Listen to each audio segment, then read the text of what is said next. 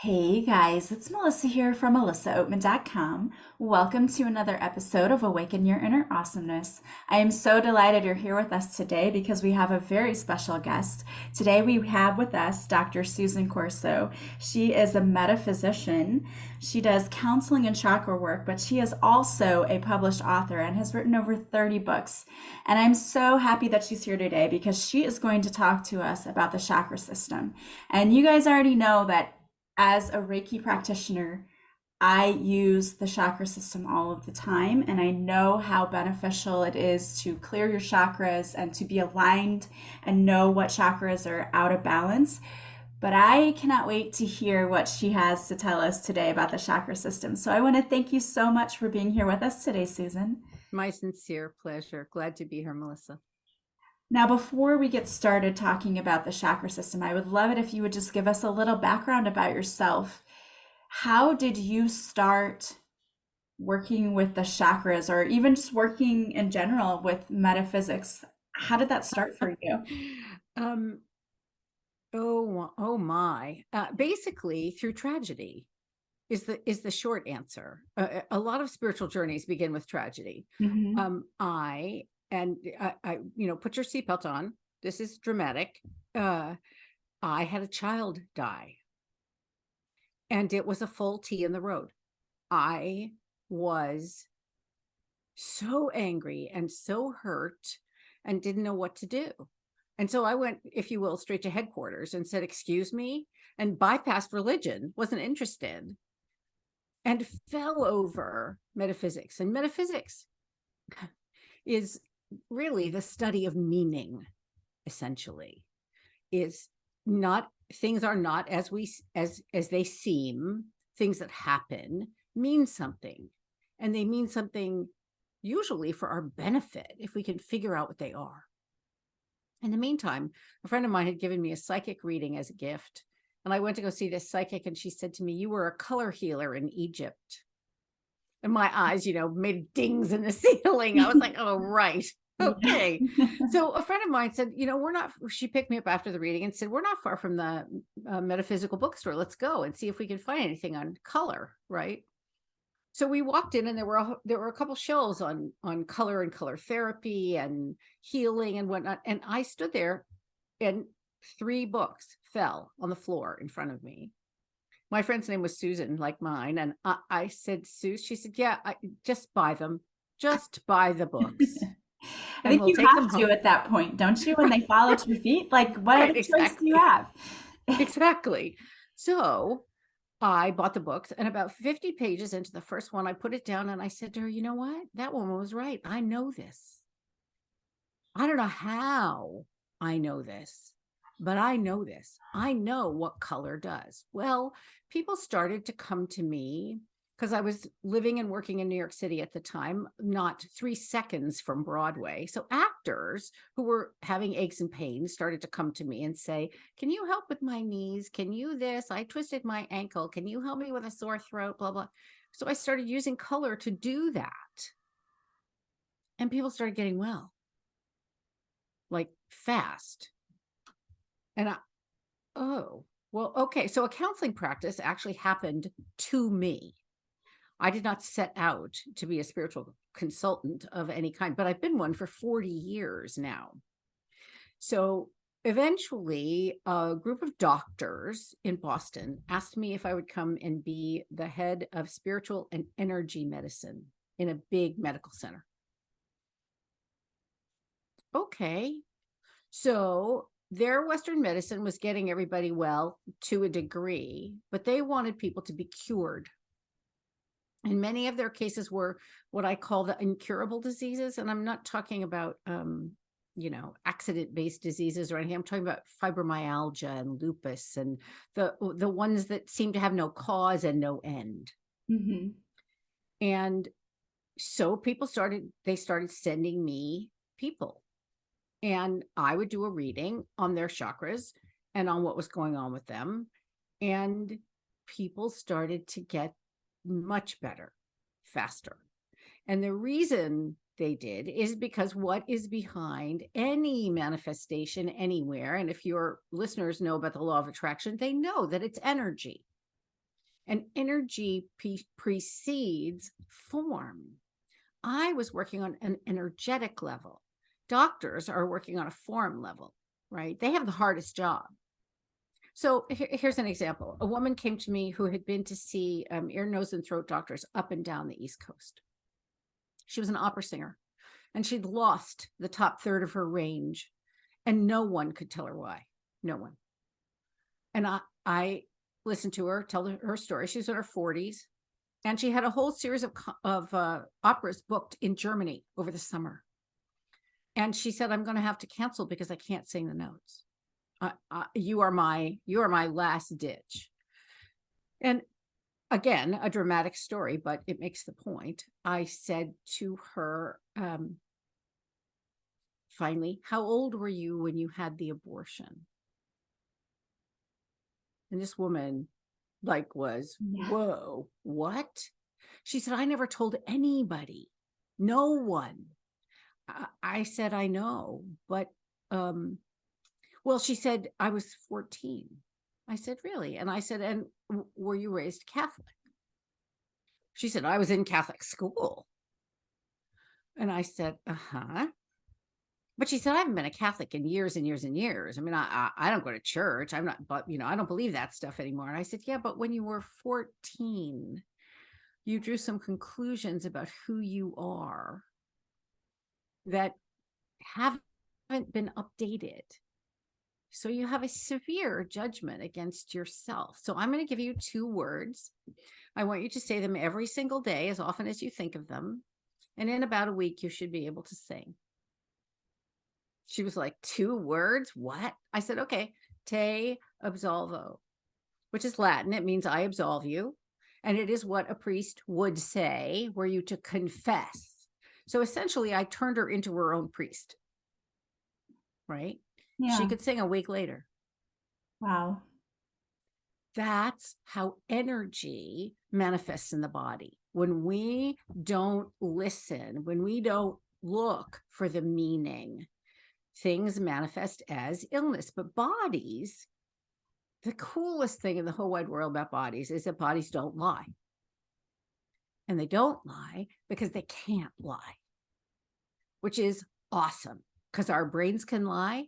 And we can lie to ourselves about our thoughts and our feelings. We can even lie to ourselves about spiritual things. But no, bodies are inerrantly truthful.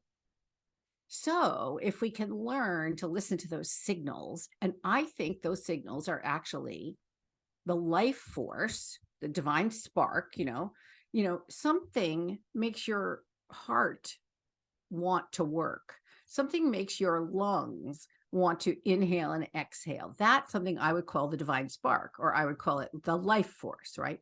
So the chakra system is the life force viewed through a prism.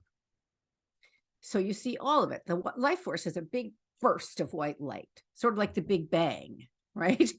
Then looking through a prism, you see the chakras. Now, most people think of chakras as sort of, hockey pucks on a ribbon up the spine.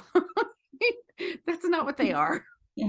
That's not even close what they are. What chakras actually are spheres, 3-dimensional spheres of energy in constant motion. They start at the bottom of your spine. They go to the top of your head. Those are the ones embodied, right? There's an additional chakra that I work with, which is the 8th chakra, which lives in front of your thymus gland. And it's about immunity, spiritual immunity. It's sort of compassionate love or impersonal love instead of personal love.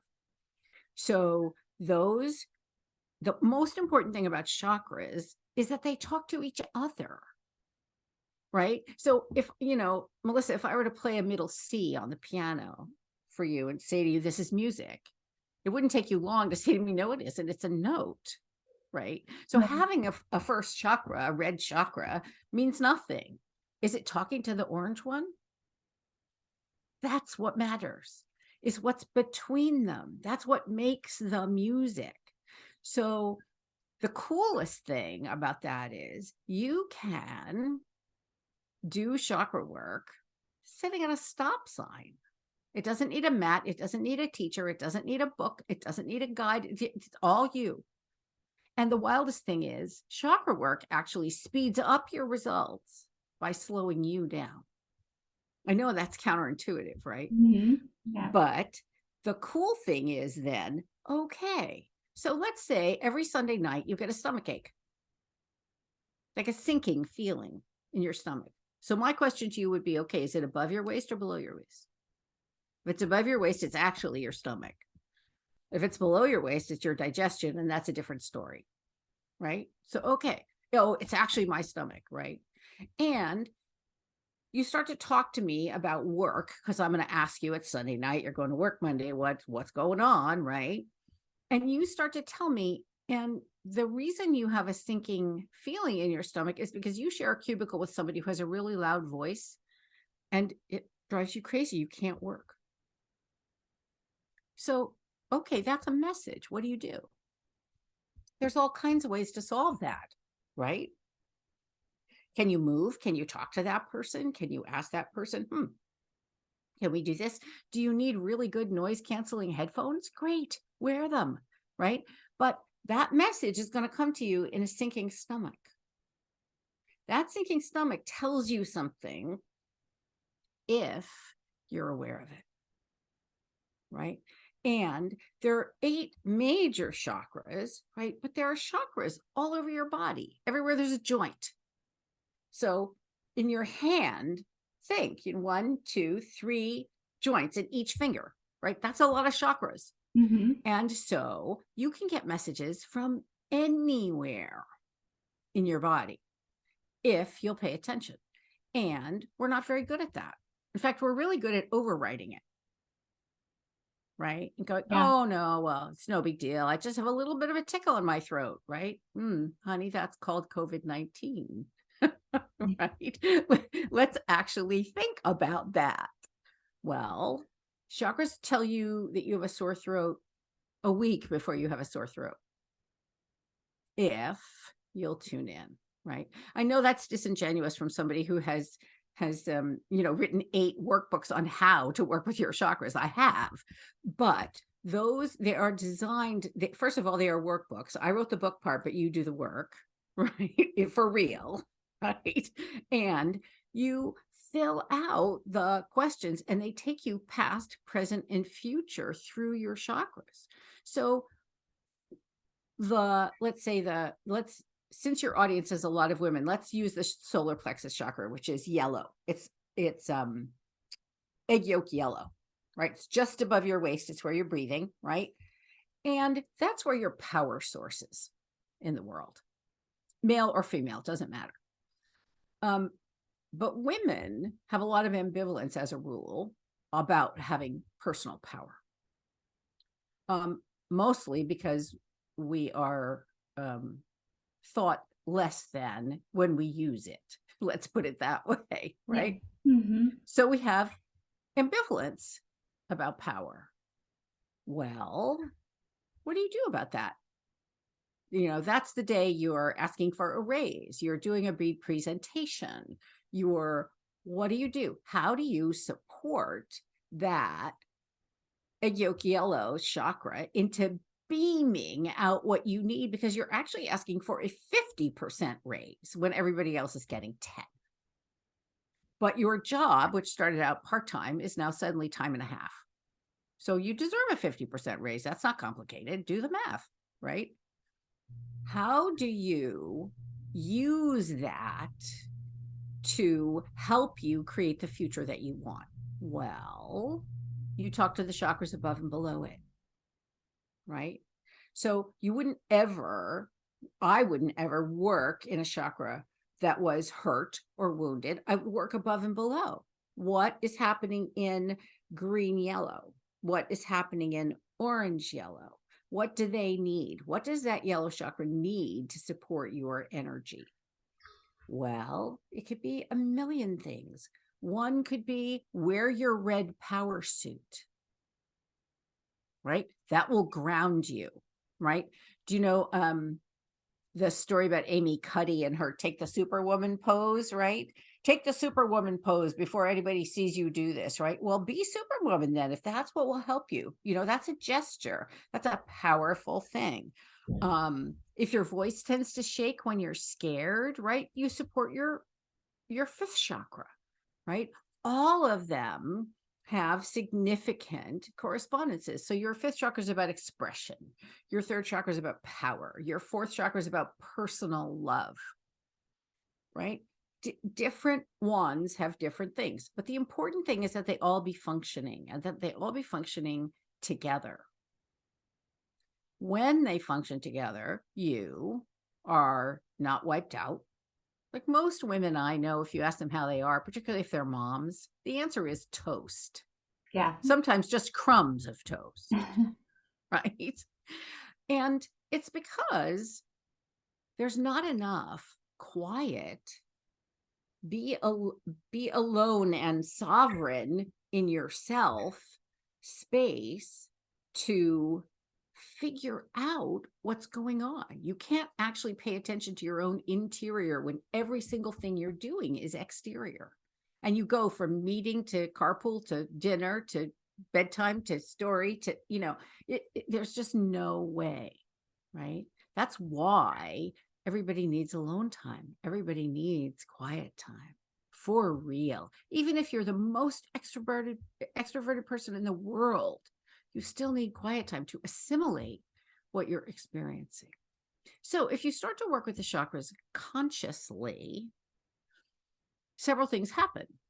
One is you get way better at anticipating things that are coming toward you.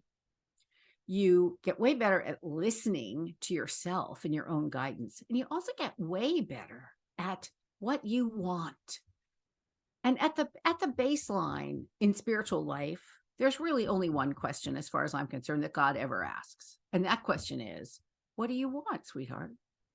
What do you want? Because I want you to have it. Think of the conflicting messages that you send about what you want every single day. Well, I'd love this. It would be absolutely fabulous, except I don't want so-and-so to feel bad. And I don't want this. And I don't want that. That's called free won't, not free will. I love it. I never thought about it that way. Well, but you think about that. A lot of people live based on free won't. I just don't want to hurt anybody's feelings. I just don't want to make waves. I'm really not interested in what you don't want. I'm interested in what you do want. And I actually believe that God is interested in what you do want. I know that's shocking. Yeah. And by getting clear on what you want, it makes it much easier to make choices in life, right? Like, wouldn't you like to feel energized, empowered, smart, pretty, sexy, like all those yummy things that anyone could feel, and connected to the divine every single day? Well, okay, sign me up. That sounds good. I want that, what she said. Right. Right. Who wouldn't? Well, the chakras are a pathway to get there. And as Melissa said, she's a Reiki master. Well, you use the chakras in Reiki all the time, right? Clearing them, and clearing your chakras isn't hard. No. It's not hard at all, but you have to do it. You have to think about it. You have to look at them and figure out, why does this feel so bad? I mean, I know someone who always was on the verge of getting a bladder infection because she was so angry all the time, right? And she was, you should pardon the expression, pissed off. Right? Well, we give all that away, right? So I finally said to her, why don't you just have a tantrum every morning? She said, what do you mean? I said, have a temper tantrum. Be 3, get mad. Because, when a 3-year-old gets mad, the mad lasts for no more than 90 seconds for real. If you just let the 3-year-old get mad, they get mad, and then 90 seconds later, they're watching a barking video and everything's fine because they're done. They're not mad and then calling their best friend and then putting it on social media and being mad, and making divots of neural pathways in the brain, right? The chakras can actually help you change your mind. If you work with them, you can put messages into your chakras, right? Oh, you want to have a really happy birthday this year? Great. Put happy birthday in every chakra. deliberately. Put your affirmations in your chakras. Where does your energy system, which animates your choices, which feeds, which is like the fuel for your entire body and what you're doing? What are you feeding it? Right? Unleaded doesn't work. Yeah. Right? That is true. It's totally true. And I never thought about putting affirmations into your chakras. I really never did. I mean, it's when I do Reiki with people, I do give them affirmations to do, but I never thought about actually, do you have them visualize that it's going to that chakra, or how do you do that with your clients? What I often will say is, I want you to envision it like a beautiful ribbon wrapped around the chakra as many different ways as you can, with the affirmation written on it, right? And what I tend to do is I tend to say to them, say it 4 times. And the reason I say 4 times is because I believe that human beings are fourfold: body, heart, mind, spirit, in order of density. So body is the densest, spirit is the least dense, right? So they correspond to elements, actually. Spirit is fire, body's earth. Emotion or heart is water, and air is mind. So you essentially cover all of you, right? And what you will find is that if you actually say an affirmation 4 times and imagine yourself sitting in your first chakra, for example. So your first chakra is about basic needs, survival, you know, food, clothing, shelter, warmth, cool, whatever you need, you know, but the basic food, you know, water, air, the basic things, right? Yes. And if you find actually that you put a happiness chakra, one thing I say to my chakras every day is happy, grateful. Happy, grateful. I choose to be happy, grateful. I make a choice every single day to be happy. Most people don't know that that's a choice. You can be happy having nothing to do with happenstance, right? If you're grateful. Grateful means that your good is already here. You've already manifested it. But if you find out that your first chakra is not having any happy, grateful, you want to go, hey, first chakra, why can't happy, grateful stay there? What is going on there? What is the problem? Well, I don't think I deserve it. Ah, well, then you put that in your 6th chakra, right? Thinking. What are you thinking? Okay. So you learn where your psychological, emotional, and spiritual resistances are. But without dreadful digging into and reliving patterns and pain, and no, because I actually think that the chakras are your mind, not your brain. You know where your brain is, right? In your cranium, Right. but nobody knows where their mind is. It always makes me laugh when people say they know where the subconscious mind is. It's here in the limbic system. Actually, no, it's subconscious, darling. That means you can't be aware of where it is. It's that simple, right? That's not available. And thank God, because if you actually had to think about making bone marrow and talking to me at the same time, you would be a very tired camper. Yeah. Right. I can't walk and chew gum at the same time sometimes, so I don't know. Well, so there you go, right? Like, wow. And by then knowing that, you only have 10% of your brain available to you at any time. 10%. The other 90% is busy remembering everything that ever happened to you, right? That's where your memories are, your karma, your lessons, the things that you've agreed to learn, the things that you don't want to learn, the things that you've already learned, the things that you've resolved, the things that aren't resolved. You know, it's your closet. It's your soul closet with your stuff, right? But instead of using psychology to dig, it uses physiology to reveal. One of my favorite prayers I learned in seminary, a teacher of mine used to say, heal what needs to be healed and reveal what needs to be revealed. I don't need to know what my resistance to happy is in my first chakra. Why? So I can tell the story and keep unhappy in there? No. What I need is to know when I need to know, so that then that leads me to the next knowing, right? It's just not, it's this kind of work is not predicated on the notion that if you understand it, you can change it.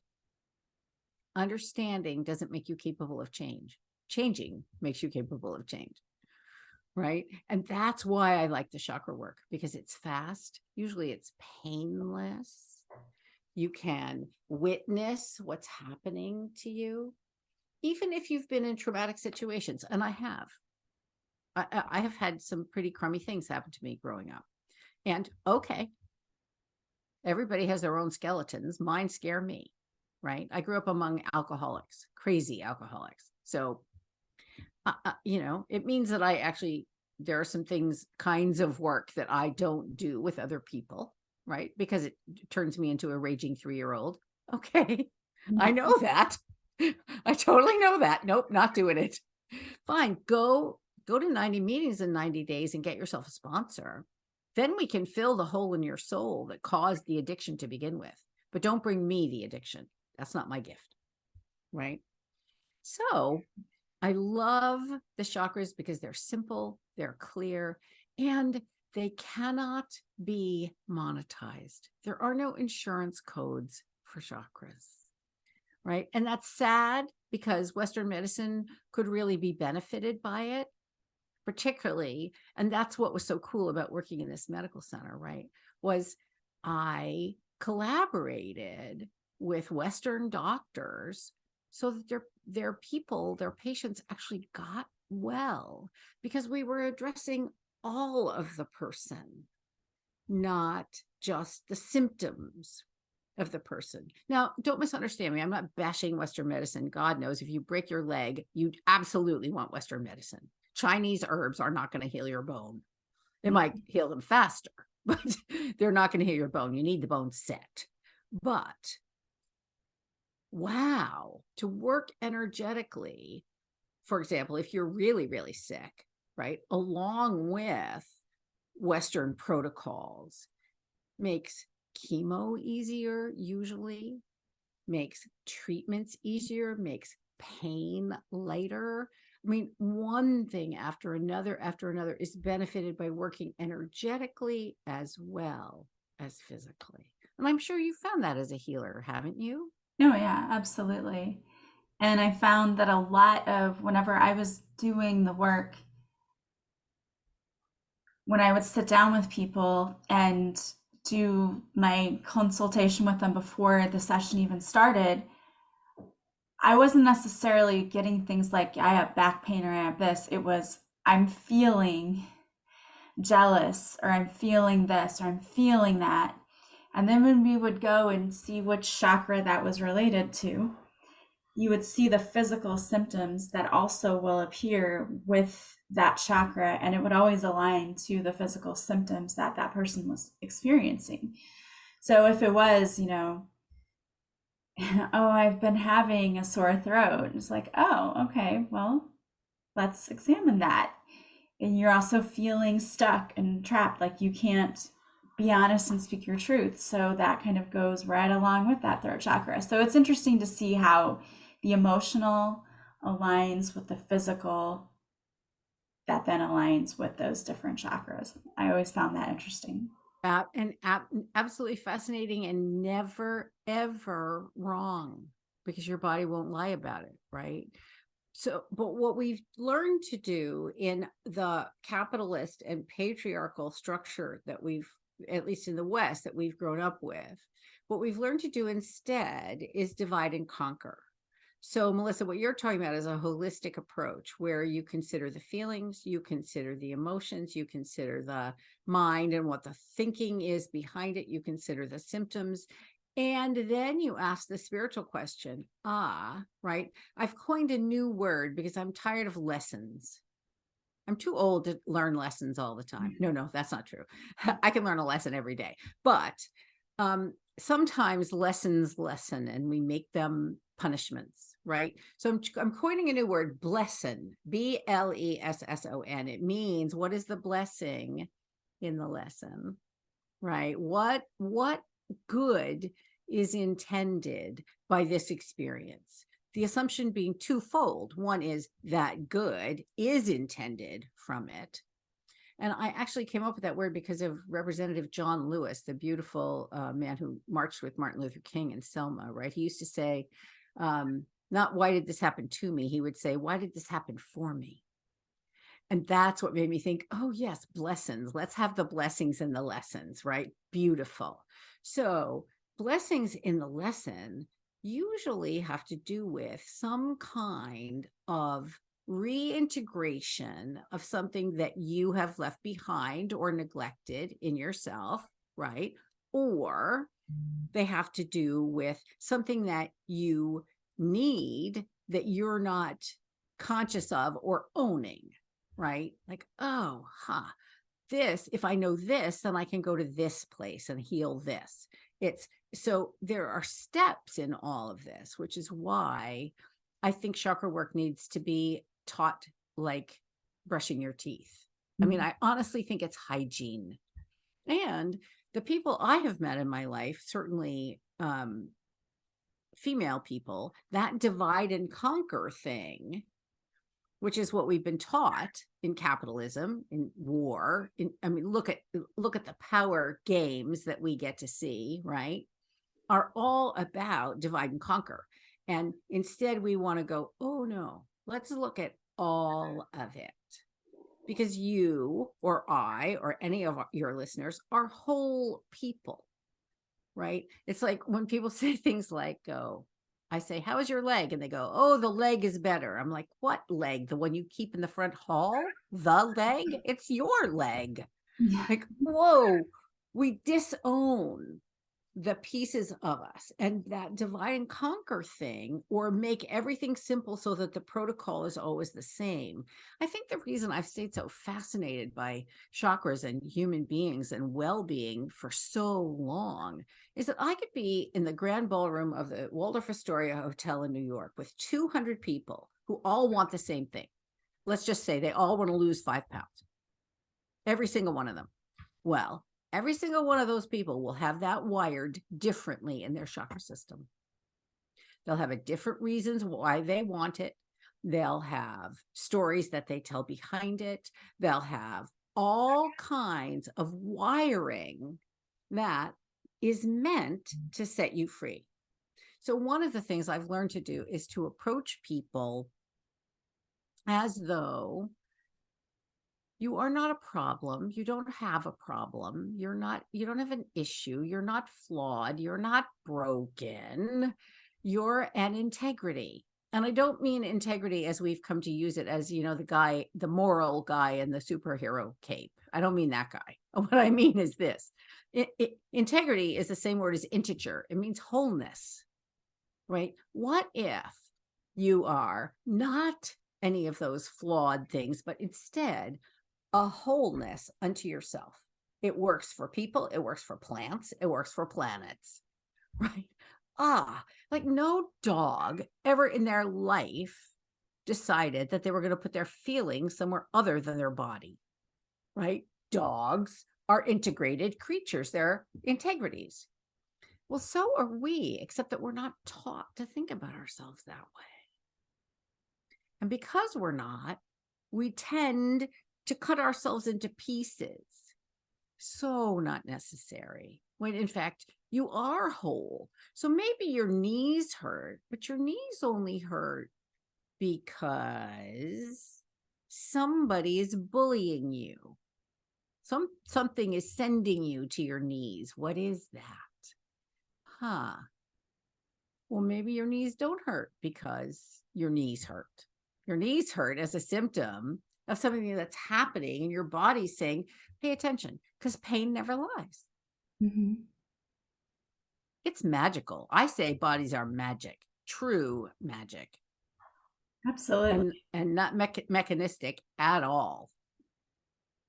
Yeah, it's amazing when you actually do the energetic healing work, how much that helps the physical and emotional.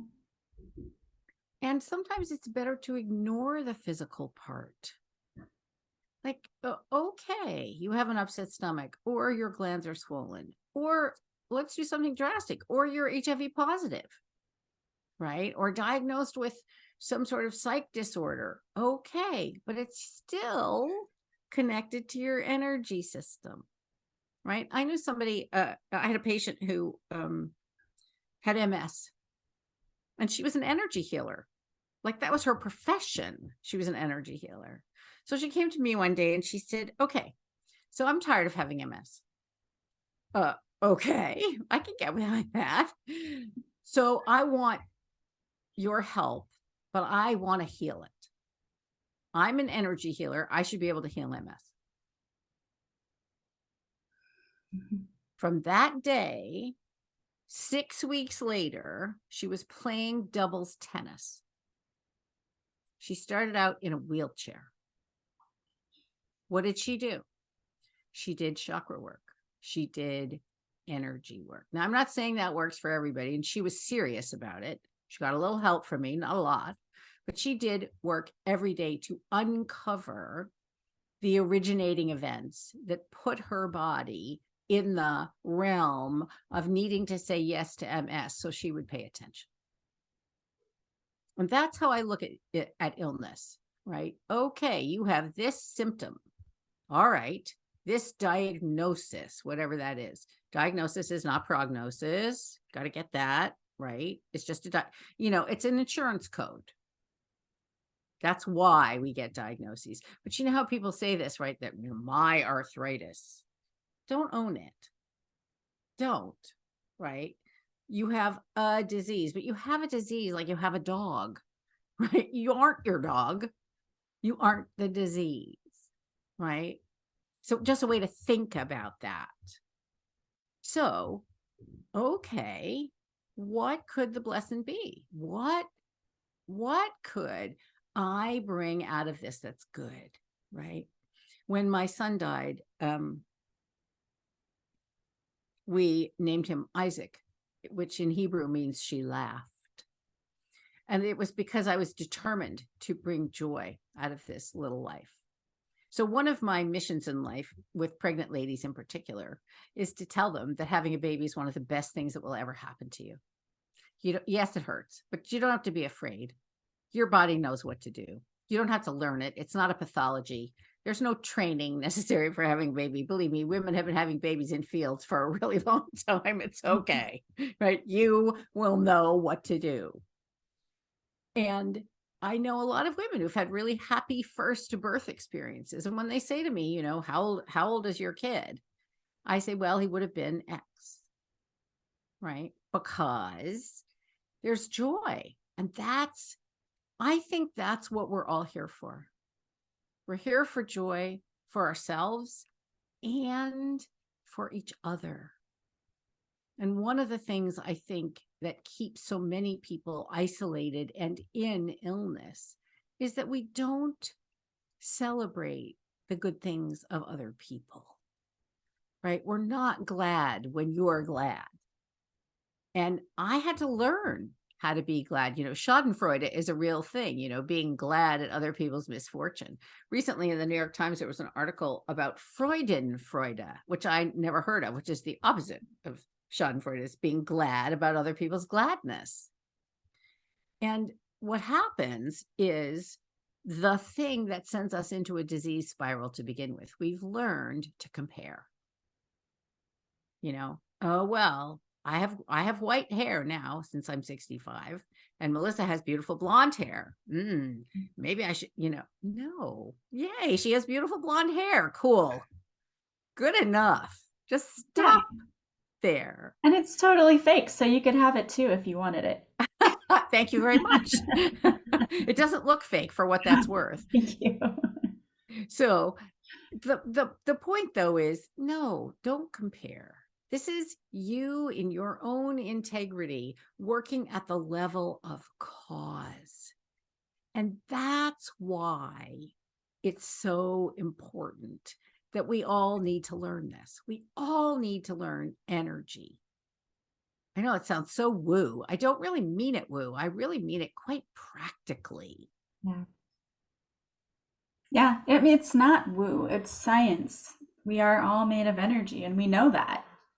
But then that's as far as we go. We don't do anything else with it. Well, And we don't, right. We don't integrate those two things. right, exactly. Well, I love that. And this has been such an interesting conversation and very interesting to see what you think about energy and how you're using it to work with people. If there is anyone out there listening who's interested in the chakra work and maybe thinks, maybe I'd like to try this and see if I can't live a more joyful, healthier life by doing some of this work, what's the best way for them to follow you or work with you? There are two ways you can go. Well, one is I have two websites. One is called iampersand.org, which is where most of my chakra work is. It's iampersand.org, like the sign ampersand.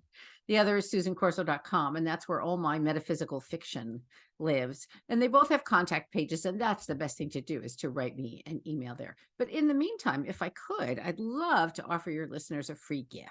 Oh, absolutely. Thank you so much. Well, that is doing podcasts, a lot of podcasts lately. People have been saying to me, well, yeah, but wait, I want to start now.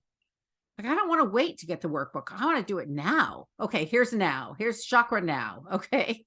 So if you will go to chakras.susancorso.com, there are two digital downloads, and I call them the chakra less mores. And the reason I do is because there's a behavior that you do less for each chakra and a behavior that you do more for each chakra. So the first chakra is complain less, thank more, right? So if you notice yourself either running complaint in your head or everybody around you complaining, right? You stop it by being grateful and thanking people for what they're doing, right? So you can do that right now. And it is really a free gift. I am not going to bait and switch you and ask for your email address, although there is an opportunity to add your name to the mailing list after you download the things, right? But that way you can start your chakra work right now, this second. Chakras.susancorso.com. And I'm sure Melissa will put that in the show notes. Absolutely. We're going to put all of the links in the show notes so that people can go directly there. And I want to thank you again so much for that generous gift. And I encourage you, if you're listening and you think, yeah, I'd like to look more into it, go download it. You cannot pass up a free gift. And what a generous offer that you've given them. So thank you so much for that. And thank you again for the work you're doing and for being here with us today. It was so wonderful to have you on the show. Thank you so very much, Melissa. A blessed, blessed, holy season to you, and a happy 2023. Thank you. And to you too. And I want to thank all of you for being here with us today. As always, if you like this podcast, please subscribe. Please leave a positive review from wherever you're listening. And the greatest compliment you can pay me is to share this podcast with anyone you think might benefit. I want to also remind you, you can join us over on Patreon. There you will get 2 extra episodes per week. Plus, I do a live card reading and I do a live masterclass each month. I would love to see you over there. I am sending you guys so much love and light. I hope you have a beautiful day from wherever you're listening, and I will talk to you soon. Bye, guys.